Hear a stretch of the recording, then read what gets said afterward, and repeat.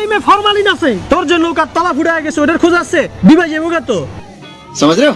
হ্যাঁ, তোমার পীর বাবা তো 40 বছর পর উদা হইছে। এতদিন তো হেজাক লাগবে খুঁজে পাই নাই, গর্তের মধ্যে লুকাইছিল। এখন হেজাটা কইব, হেইটাই তুমি বিশ্বাস করবা? তোর জন্ম সাল কবে? এই 2004।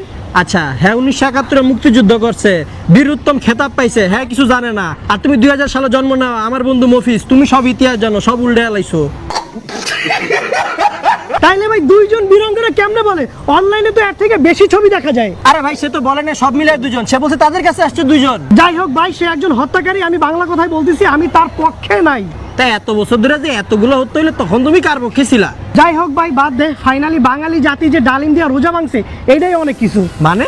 আরে মানে আবার কি, তাহসানের বিয়ে দিয়ে যে নিউজ ফিড স্ক্রল করতে করতে করতে যে বইরা গেছিল, এইটা থেকে যে মুক্তি পাইছে এইটাই অনেক কিছু। হ্যাঁ ঠিক, মুক্তি পাইছি, একটা দিয়ে আরেকটা গেছে। দেখ আমরা ঝামেলা লাভ নাই, আমরা যাই। Bye bye.